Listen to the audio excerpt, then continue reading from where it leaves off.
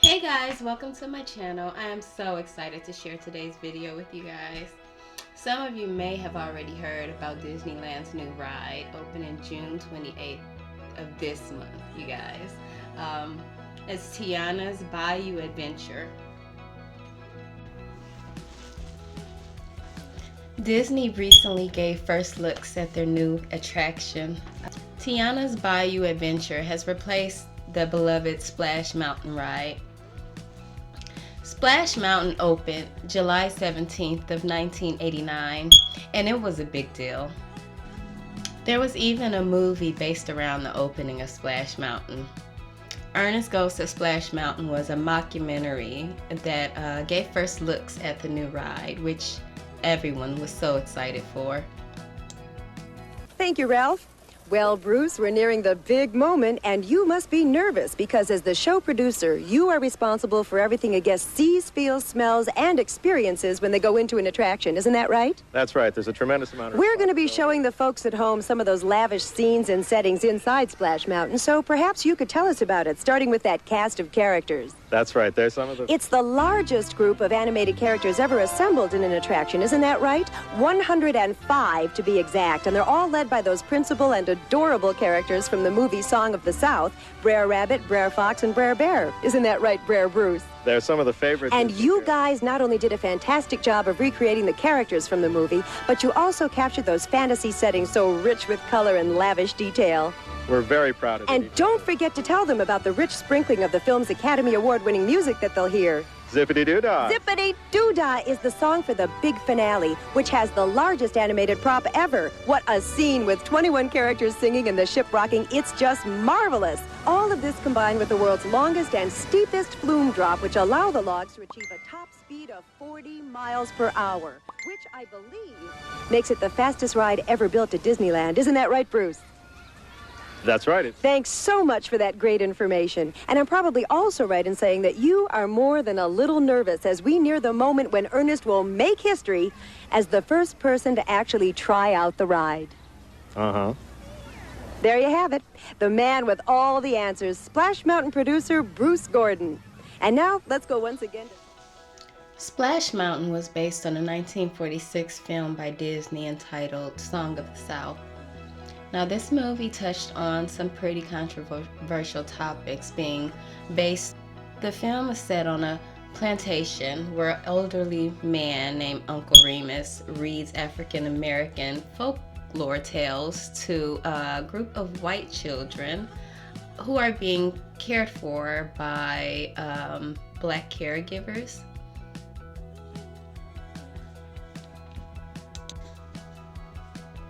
So Uncle Remus relays stories about morals and different things through the adventures of Brer Rabbit. And Splash Mountain is a ride where you follow Brer Rabbit on his adventures. So a few years ago, a petition was started by Change.org. This petition pointed out the racist imagery that was present in Song of the South. It also called for the ride Splash Mountain to be removed and to be replaced with a ride dedicated to the Princess and the Frog movie. This petition got over 21,000 signatures, sparking Disney to react. It was then decided that Disney would be taking down the Splash Mountain attraction and replacing it as asked with a dedicated Tiana ride. Thus, Tiana's Bayou Adventure was born. Despite the controversy, Tiana's Bayou Adventure gave Disney a chance to show us the technical advances it has made over the years. The Imagineers were able to come up with some amazing animatronics that we've never seen before, frankly. Avi, Sarah, tell us what you do here at Imagineering. When we start working on audio animatronics for any attraction, we start back at the story because the story is key. And we figure out what the characters need to do, and each individual scene is built off of that point. The things that then start to become important are characterization, what the character is doing, why are they there, what is happening, and we start to take that and visualize it digitally in 3D animation. Because to make it real is a lot of work beyond just the 3D animation. What Walt Disney Imagineering does is right there in its name. Imagineering, which is a combination of imagination, the creative side, and engineering, the technical side. You bring storytelling and technology together, and that's what you get at Walt Disney Imagineering. Rob, Heather, how did the two of you work together to make this masterpiece? Well, we battle.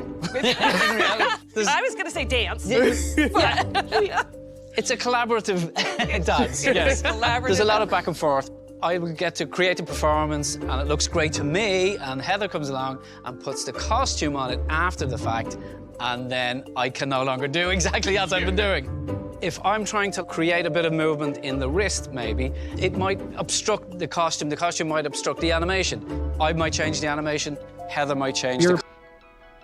The A1000 series animatronics that Disney has rolled out for the Tiana's Bayou adventures are something we've never seen before. You can truly tell the level of dedication and craftsmanship that went into this, and the level of genius that the Disney Imagineers possess.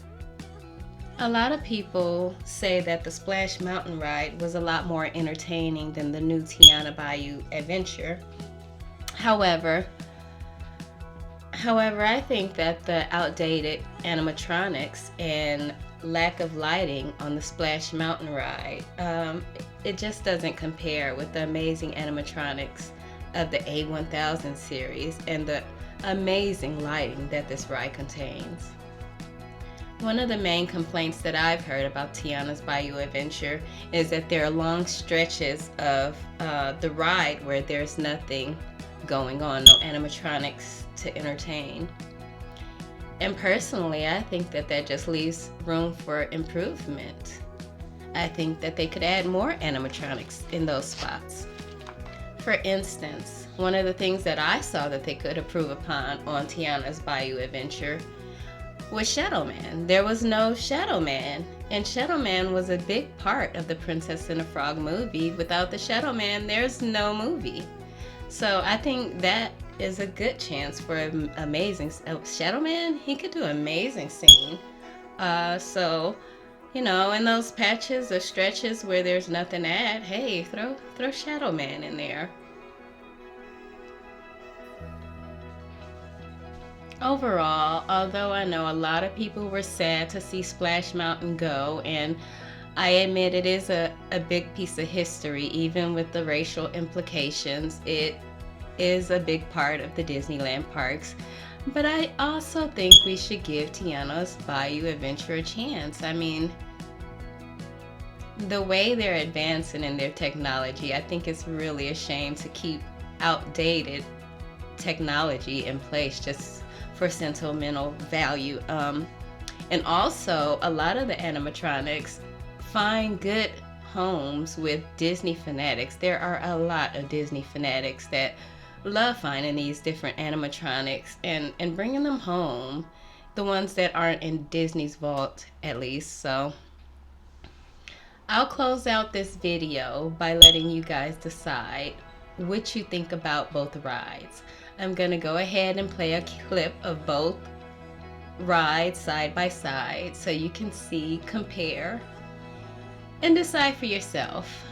So that's how I'll end this video. I hope you guys enjoy the ride.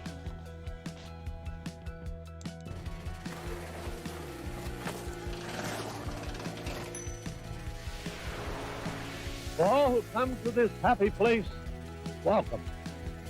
Disneyland is your land. Well, the king.